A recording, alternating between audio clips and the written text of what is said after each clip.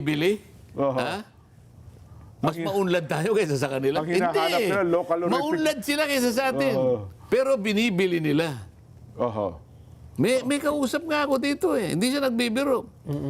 Sen, sabi niya, sabihin mo lang sa kanila na ibenta nila rito. Kaya kong bilhin lahat ang kanilang may puproduce. Ayun, ganun pala. Hindi siya nakikipo eh. Oho.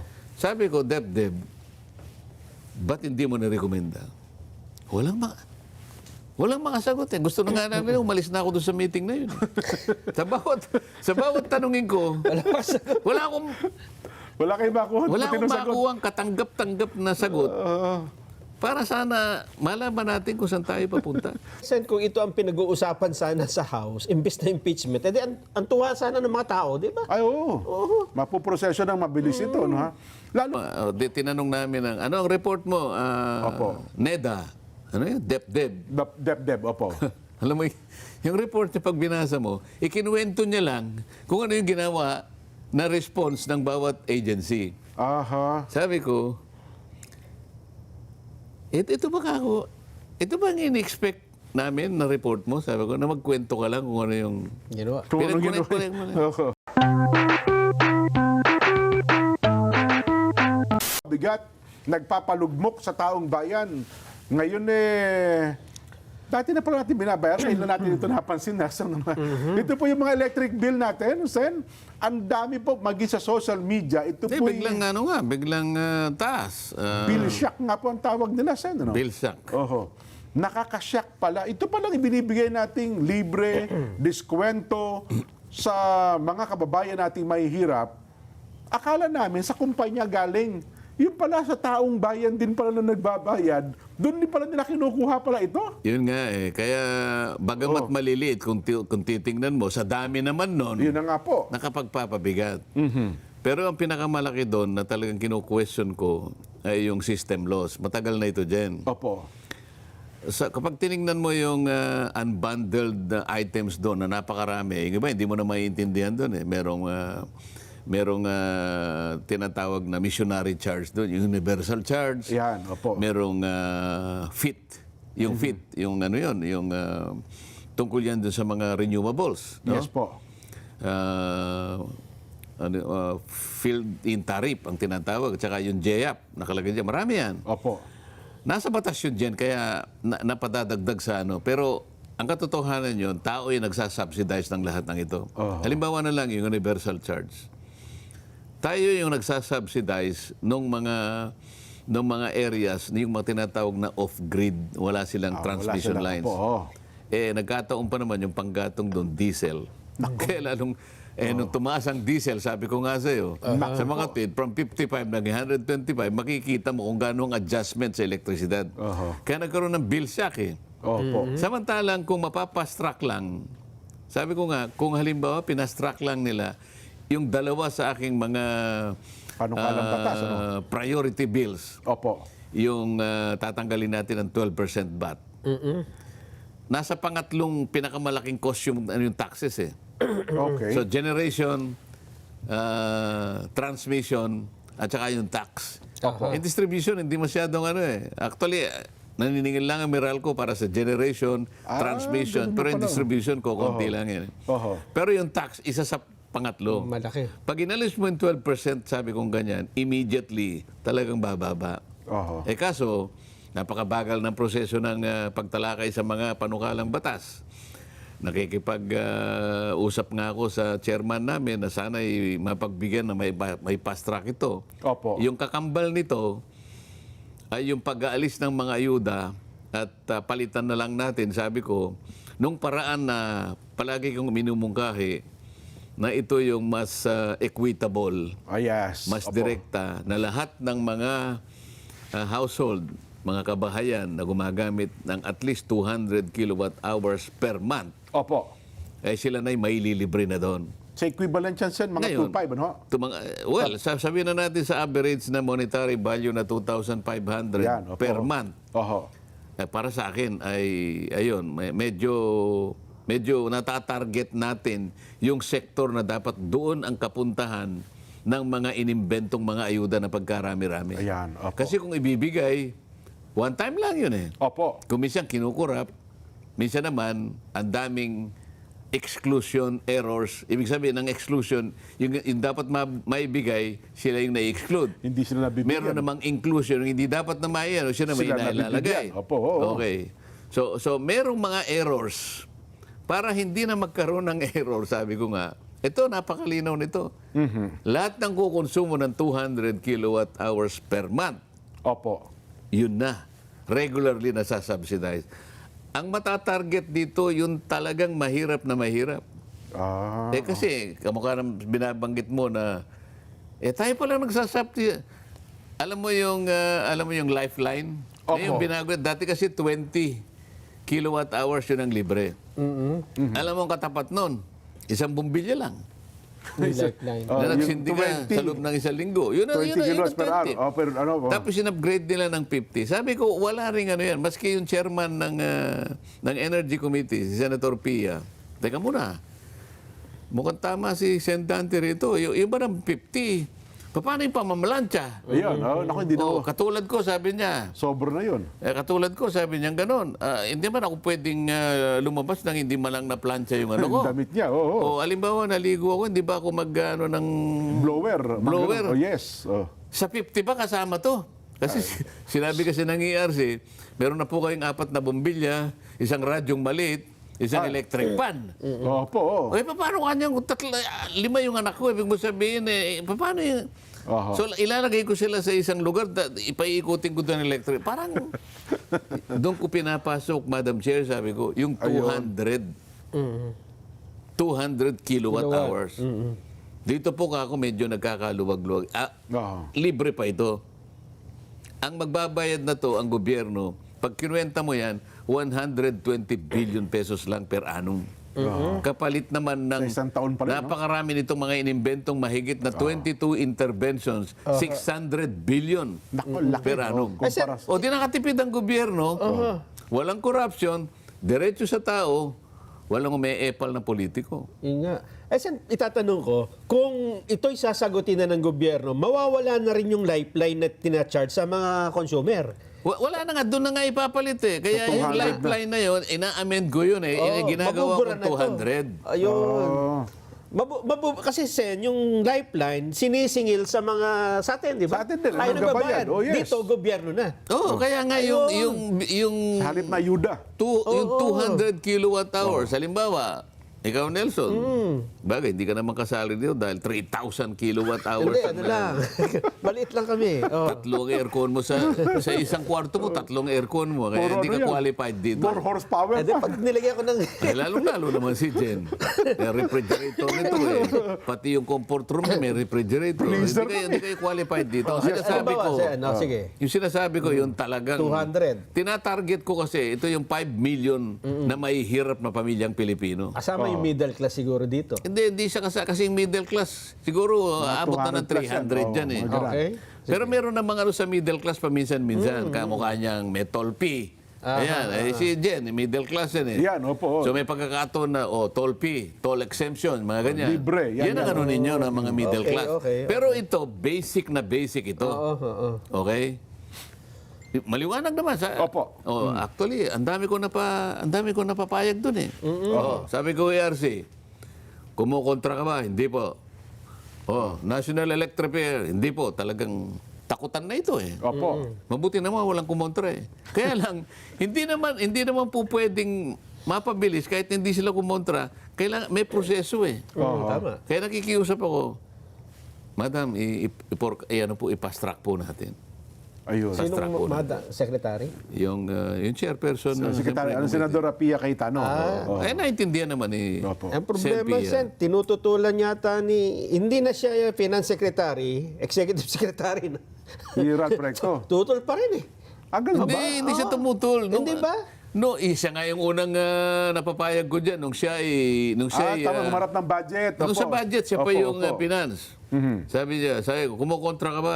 Hindi, kanya ko, dadagdagan ko pa nga yan eh. Oho. Nako. Siya yung unang pumanig. Pati yung DepDep. Oo. Balisakan. Oo. Para sa inyo balisakan. Walang kumontra actually. Wala naman. Ay, ba't hindi umuusad sa... O proseso kailangan i-fast track. Ganun ho ba? Oo. Ayun. lalo Kung halimbawa, isang araw, sasabihin ko na lang kay Sen Pia, palagay ko papayag naman, Sen, alam ko, okupado ka, ang dami mo rin ano, meron pa siyang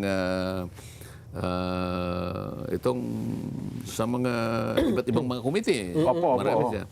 So kung pwedeng pwede akong magpa-appoint na na vice chair para ako nang mismo duminig dito. Para Kung pumayag siya, mapapadali ko ito. Hindi, ang problema, wala pa atang counterpart sa lower house yan. Kasi mukhang Hindi, wala. sa amin nagagawa yun eh. Sa lower house ba? Meron nun?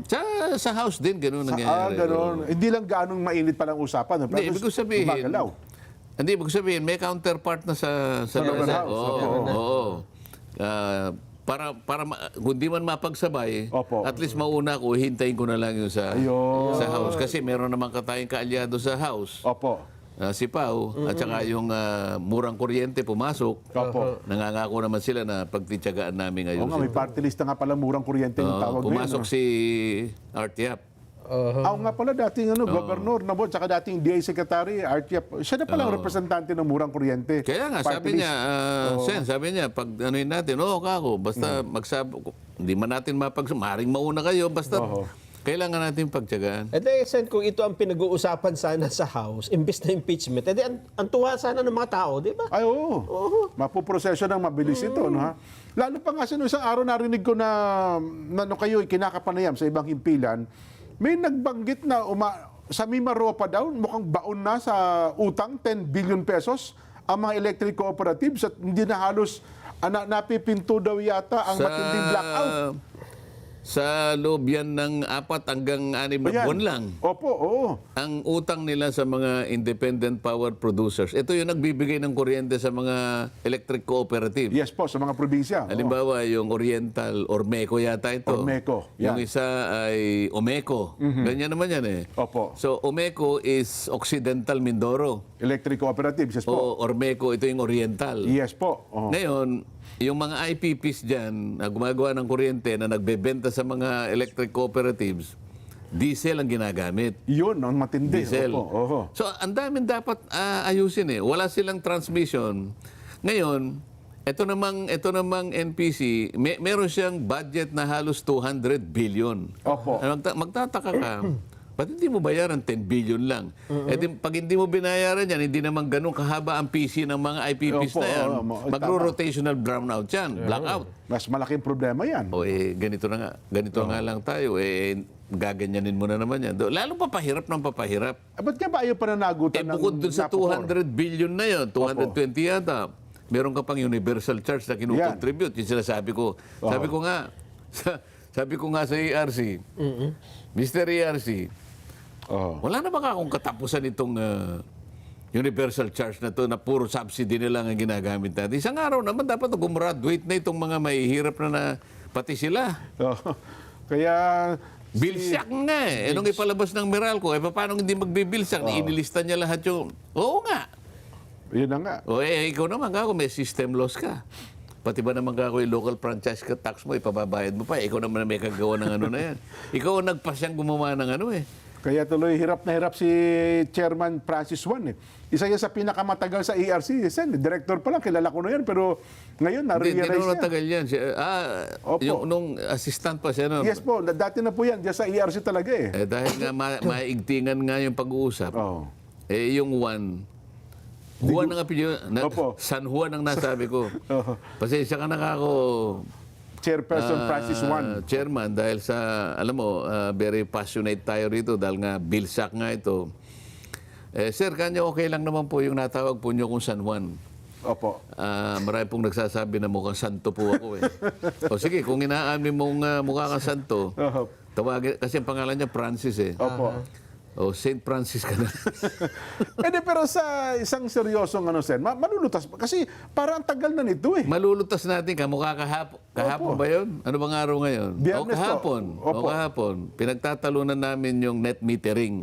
Ayan. Opo. Ito kasi yung isa sa mga nakapagbibigay ng parang sagwil. Parang ano ito eh. Ito yung nakakasagka. Ito yung hindi Opo. nakakatulong. Kasi isipin mo ako naglagay ka ng cap na 100 kilowatts. Oho. merong gumagawa ka ako ng KB system. Ito yung PV, ito yung photovoltaic, ito yung mga solar. Opo. Yung iba may kapasidad na makapag-produce ng 500. Mas malaki, opo. Nadidiscourage siya kasi hindi siya makapag-export sa'yo, hindi mo babayaran. Ayaw kunin ng Ang Meralco. ipoproduce mo ang Capnia 100. Kasi po, sir, ito po kasing provision, ang problema ko kanya, itong provision ng Ng batas. ng distributed energy, distributed generation, Oho. parang malayo po siya dito sa ganito, sabi niya. Okay. Alam mo, kako, nasa diskarte mo lang yan kako. Chairman San Juan. Chairman Juan, sabi Francis ko. Juan, opo. St. Francis. pwede mong yan kako, pwede mong i-reconcile yan, dalawa na yan. Tingnan mo, paglapitin mo. IRR yan Opo. Pag binasa mo ang EPIRA, yung kanyang intention, yung pinaka-intent, iyan yung ibig sabihin. Ayun. Mabuti po, nasabi nyo kanya, Pwede na bibirahin ko na po. Sige Oh. ka ako, pagka may nagdala sa iyo sa korte, sasamahan kita. Yun ang problema. Sasamahan kita, sabi ko. Kasi ang pagkakaalam ko dyan, may kaugnayan din yan. Kung yan na nakapagbibigay lang sa iyo kako ng pag-aatubili, na ibahin mo, i-expand mo, gawin mo 500, hindi 100. Ayun. Kaya O sige po kanya, total kayo nagsabi. O yan. Kaya pala maraming nadi-discourage doon sa net metering. Yung iba po, ayaw daw talagang tanggapin ng Meralco. Actually, ang tawag net metering. Pero Opo. pagka inanalyze mo, Opo. hindi net metering ang epekto net billing. Net billing. Kasi may nakukuha dun sa ano mo Ito, Yes boss, po. ito yung nakuha mo, ito yung ginano mo. Oho. Sabi ko, teka muna, net metering, ba't mo sinasama to? Parang meron ding nadi-discourage. Kasi parang may nababawasan din Ayun. doon sa na-export niya. Oho. Sabi ko, ayusin mo to. Pagtulungan natin. Ako palaging ganun Kasi marami akong kakilala, di ba, sila sa Meralco, Nelson, kasi sobra-sobra, lalo pag ganito parang mainit. Ayaw daw kunin ng Meralco kasi dapat kung magkano ikikita nila, ibabawas doon sa billing mo. billing, Dapat bababa na yung minus kasi. Ibabawas mo. Kaya ang mga nakasolar daw po, malaking bagay na bumababa yung kanilang bill buwan-buwan. Pero yun nga po, pahirapan daw po para makapasok. Oo nga, pero sa ibabaw ng lahat, Opo. kasi after 1 month, inanalyze namin, anong ginawa? Tinanong namin, ano ang report mo? Opo. NEDA. Ano yun? DepDep. Dep, opo. Alam mo, yung report niya pag binasa mo, ikinuwento niya lang kung ano yung ginawa na response ng bawat agency. Aha. Sabi ko, ito ba ang in-expect namin na report mo? Sabi ko, na magkwento ka lang kung ano yung... Ginawa. Kung anong Pinag-connect mo lang. Oho. Tapos sinabi mo na, okay, sinabi na sinuspend na. Ito bang pag-suspend ng operations ng WSM galing sa inyo? Hindi po. Kinuwento mo lang Kinuwento mo lang ang individual nangyari, responses ng bawat ahensya ng gobyerno. Sang-ayon doon sa nakikita nilang pangangailangan ng iba't ibang sektor.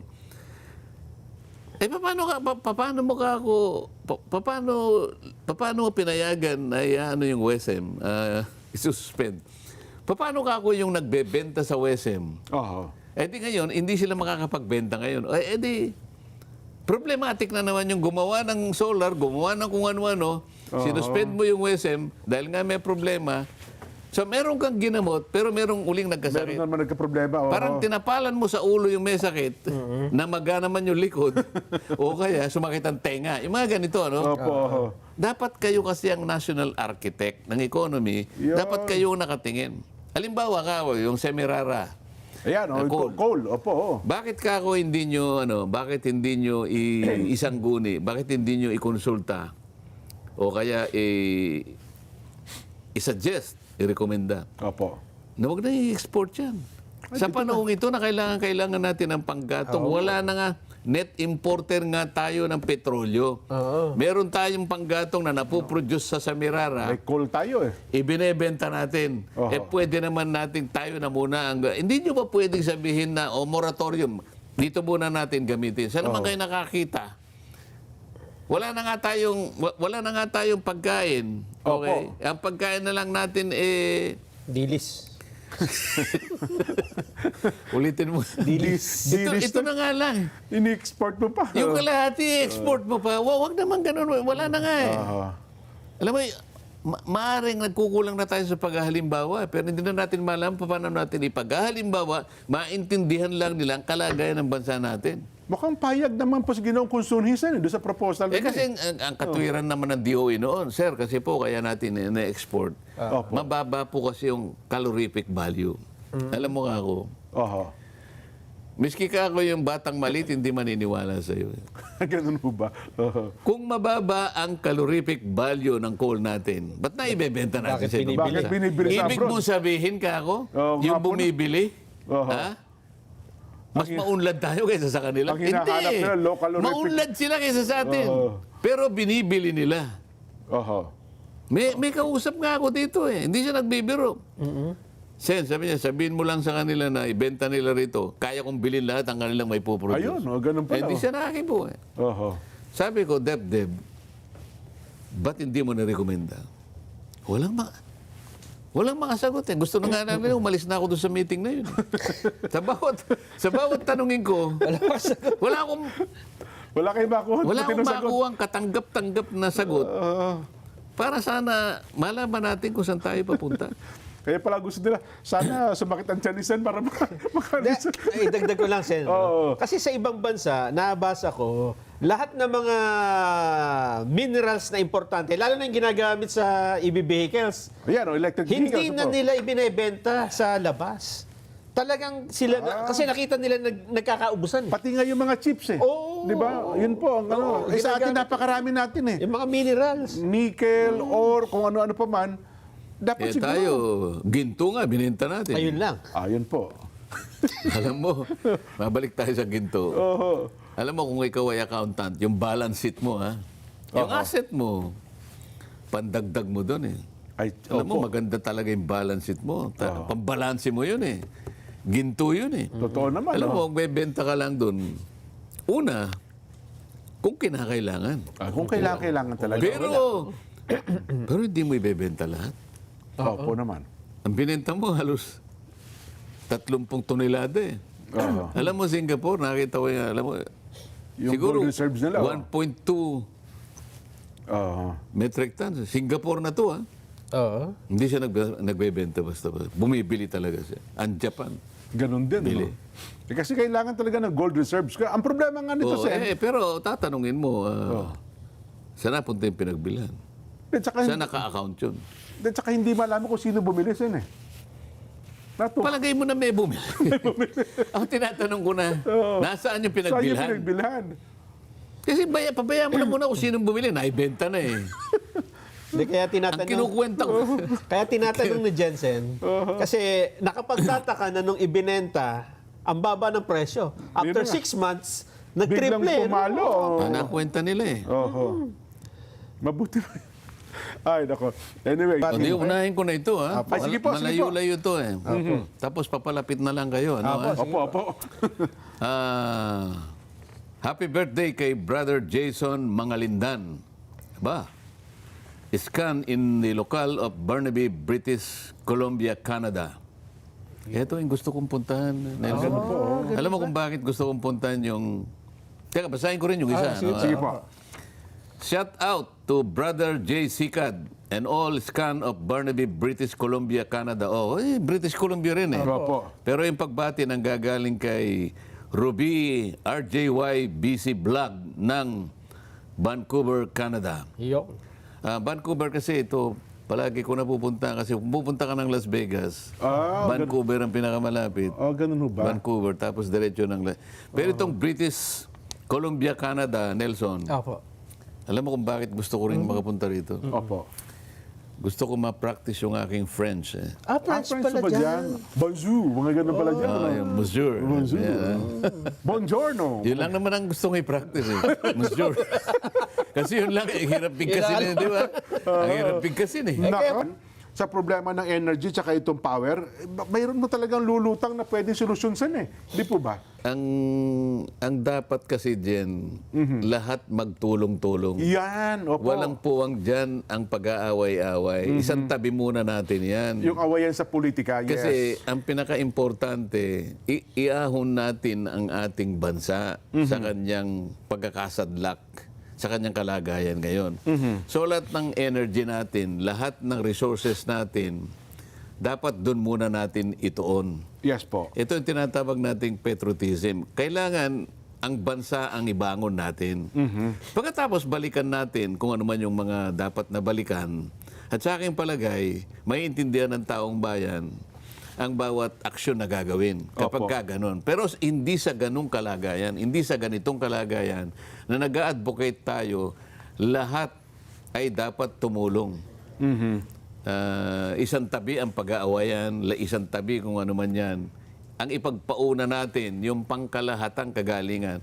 Bansa na taong bayan ang pinag-uusapan natin Totoo dito, po. Jen. Yun lang ang aking masasabi dyan. Doon tayo makakakita ng pag-asa no? Kaya, Alam ko, yun din ang damdamin ng tao. Kasi Yes po. maniwala ka sa akin, sa dami na nagte-text sa akin. Wala naman akong maisagot talaga Oho. sa pangkaraniwan nilang katanungan. Kaya yung impeachment doon kasi nagkakahati-hati, nag-aaway-aaway tayo sa politika. Ipaliwanag mo yan dyan. Dahil Baka sa akala politika nila nag-advocate tayo, huwag nyo nang ituloy yan. Wala Hindi po, tayong hindi. sinasabing Tuloy ganyan. niyo po, oo. Wala tayong sinasabing ganyan. Ang sinasabi Opo. lang natin, ang taong bayan baka magpasya Opo. na ang aksyon nyo ngayon ay sasalaminin niya. Dahil pinagpaunan ninyo to, nasa sa inyo yan, pero parang kami ay naitsapuera rito. Oho. Di ba? Yes po.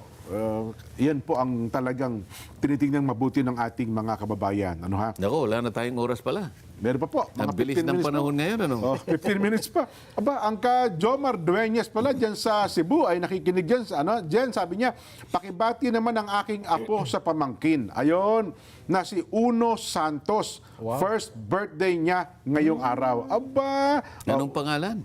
Uno Santos. Ang ganda ng pangalan, no? Uno. Opo. Yung kapatid niya. Firstborn siguro yan. Ang kapatid niya si Dos. Buti na lang, merong ganyang pangalan. Yung, sabi niya yung uno, pang-una yan, di ba? Opo. Mabuti pa siya, inuunan niya eh. Di ba? Uno, Kailangan Santos. dapat merong mauna talaga. Yes po. Sa pagsasagip mo, kahit kanino, unahin mo yung pinaka-importante. Ayan. Sana po ay kagaya ng panalangin ng lahat ng nakaanib sa Iglesia ni Cristo ay maging matatag kayong katuwang ng ating tagapamahalang pangkalahatan. Lahat po ng biyayang pangkalusugan sa buhay, lahat po mapasa inyo sa inyong natatanging araw ang inyong kapanganakan. Happy birthday po. Ayan, happy birthday po. Ano ha? Meron pa, haba pa oras pala natin, Nelson, ano ha? Hindi mo ba na ipapakita mo na yan? Baka huminto yung relo ko, bakit? Hindi, ano pa po tayo? 5:45 pa lang. Hinahanap ni Sen eh. Ito ba? Ito, Oh, yan, yan. Ayan, oh. Ayan. Ayan. Ayaw nyo yata ipakita sa Kasi Sen, matagal nyo maha- nang ipinagkakait sa akin yan. Yan ba Mahaba yan? pa po kasi oras. Kanino nang galing yan? Ito po ay nanggaling mismo sa YouTube, Sen. YouTube. Opo. Alam nila kung anong bahagi na ng... Ay, opo. Silang unang-unang Sila nagbibilang. nagbibilang niyan. Opo. Ayan, oh. Presented to Net25 News and Information for passing 1 million subscribers. Ayan. YouTube, Sen. At ngayon po ay lalo pang dumarami ang ating followers dyan po sa Net25. Pwede ko bang mahawakan man Ay, lang? opo. Kayo pa. Kayo lang umahawak. Pahawak niyo naman sa akin kahit paano naman eh. Mga kababayan, Ayan po, yan. napakabait po ng dalawang kasama ko. Ayan. Sa unang pagkakataon po, pinahawak po sa akin. Ito ba yung matatawag natin parang plaque, parang, Ay, opo. parang certificate, Opo, oo. parang pagkilala Yes po. sa pagkakakuha ng isang record. Yes po. Ito ba yung 1 million? 1 million subscribers. Ayan. Napakasaya naman na mahawakan mo ang isang bahagi man lang At ang ng ating pinagkakaisang diwa Opo. dito sa palatuntunan ito. At ang kasunod niyan, Sen, ay 5 million na po. Yan ang inaabangan na natin. 5 million ang kasunod. Kasunod po. May- 10 million ba? 10 million. Opo. Baka sa taong ito, ay makuha na po Bukas. natin yung Gusto ko 10 million. bukas. Nasa na ba tayo ngayon? Ay 1 million, 1 million 1 pala. million plus na po 1 tayo million. eh. Opo. Kasi yung 1 million, Okay, bakit 10 million naman ang kasunod? Masyado mabigat yata yun. ay yun po ang challenge ng YouTube, Sen. Kung naka 10 million tayo, Opo. ano naman ang... Yayaman na po kami ni Nelson. Doon na po ang talagang pagyaman na namin. Oho. Ang bigat naman pala ng Mabigat tuntunin po niya. ang, 10 opo. million bago kayo magkaroon ng Yes po. ikayayaman. Opo, yun ang talagang... Mabilis lang yan. Yun ang challenge natin, Sen. Kaya nga ang ating mga followers Pwede ba natin silang sulatan na ibaba nyo naman ng konti? 5 million man lang para... Kasi nakikita naman nila yung pagsasakit ninyong dalawa. Opo. Para lang makaabot tayo sa ganyang pamantayan. Pero kaya natin, Sen. Bakit Wag natin tawagan. Ako sa tingin ko, ba't napaubo ka? medyo mabigat po yung challenge ng YouTube. Pero kakayanin natin, Sen. Walang natin. mabigat. Yes po. Alam mo, pagkagagawin. Di ba? Pagkagagawin. Ay, opo naman. Nangyayari. Kaya yun, halimbawa, yung 1 milyong followers, subscribers natin, meron lang kamag-anak na isa o dalawa. Sabihin, oy, i-like nyo nga ito. Sa loob ng ilang araw, Sen, 10 million na ganyan. Yung 10 million lang, maging times 2, times 3. Yung 1 million pala, di ilang linggo lang po yan. Yun po ang mangyayari dyan. Ganun ba yun? Yes po, yes po. Ang iba ho kasi nating mga kababayan, parang hindi pa kamag-anak niya, ayaw pa. Pero kasunod nun yun na po magiging epekto niyan, Sen. Ano? Sige, isang araw, sasama na ako sa inyo na manawagan sa Opo. ganyan. Ano? Sabi ko nga sa inyo, Sen, kayo naman ang unang matutuwa kung yayaman kami ni Nelson. Hindi ko Ilan pa. ang kailangan natin? 10 million. Gusto mo gawing 32 million eh. Yun na nga yung 10 million, nakakanda ubo-ubo na ako. Ang pakiusap ko sa inyo, kung sakali mang umabot tayo dyan sa tamang panahon, Opo. huwag niyong kakalimutan si Saito. Ay, opo, kasama ko sa Hindi pagyaman sila namin nga yan, Sen. nagbibigay sa akin ng kape. Hindi ko malaman ngayon, mapait-pait na naman. Wala. Hindi pare-pareho ang timpla nito eh. Oo. Nako. Tsak po yan. Paano natin gagawin 32 million? Sa ano? Sa 2028. 2028 ba? sa araw ng eleksyon. Doon tayo sa ano? Lahat ng Nako. boboto. Pa-subscribe natin. Nako. Ayun. Sige po. Yun naman, oo.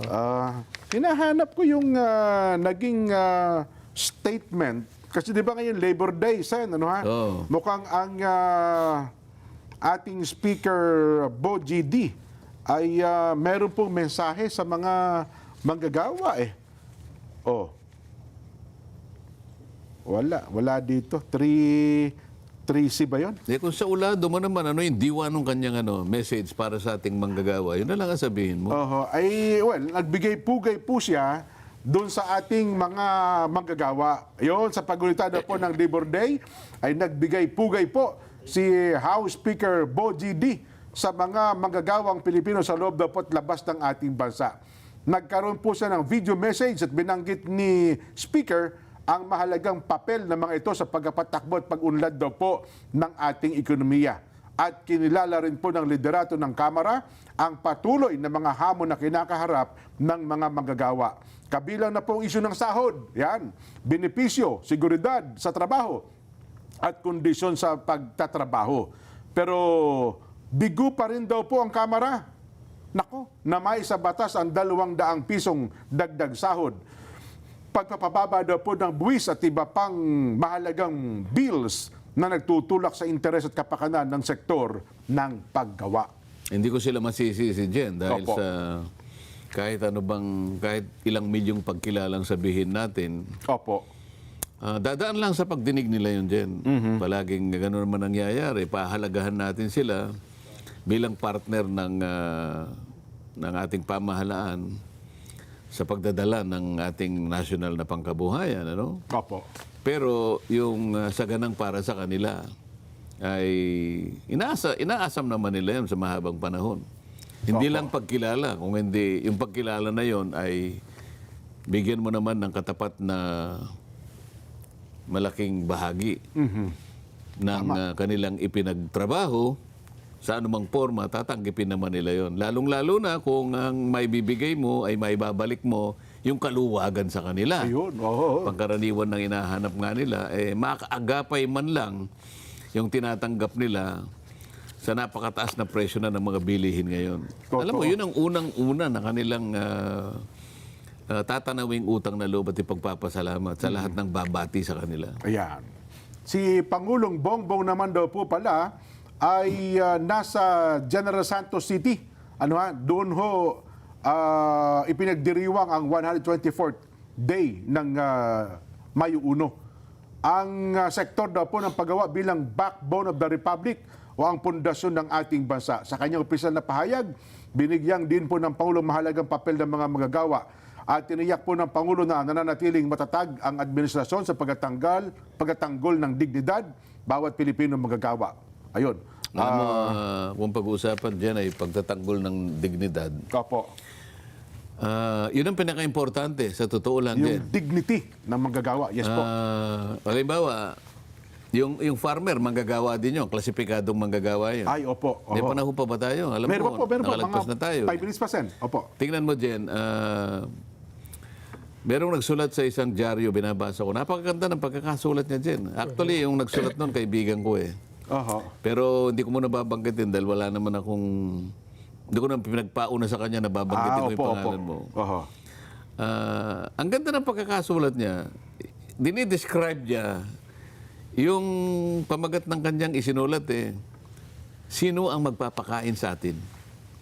Sino ang magpapakain sa atin? Opo. Pagka alam mo, tatlong ulit ko na binasa eh. Opo. Nagagandahan ako una sa kanyang pagkakasulat. Napakasimple ng Opo. pagkakasulat.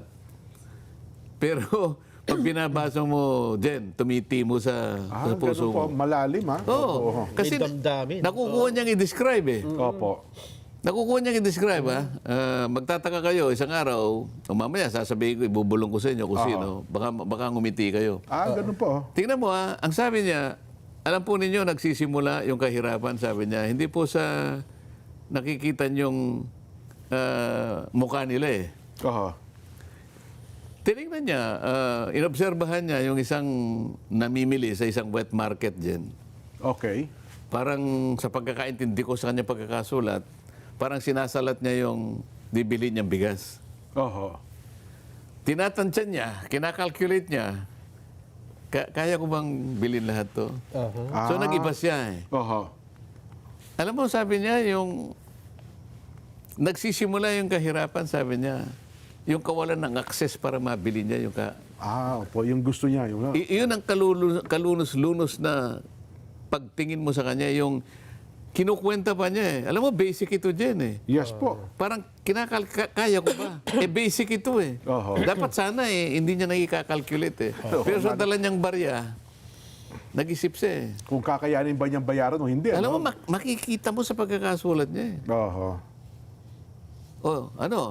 Sabi niya, para sa mga leaders, ang pinakamadali kanya, okay, import tayo, import dito. Tama. Siguro, sabi na kasi, political to eh. Opo. Political product ito eh.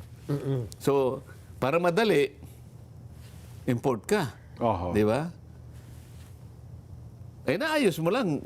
Parang ano lang, ito lang, nabigyan mo lang ng konting solusyon, parang band-aid. Yes po. Kaya yung pamagat ng kanyang sinulat, sino magpapakain sa Sino atin? magpapakain sa akin? Oho. Sa bawat importation na gagawin mo, nababawasan, sabi niya, yung magtatanim ng palay. Oho. Totoo. Hanggang sa darating ang panahon, sabi niya, wala ka nang maibalik sa kanila. Wala na.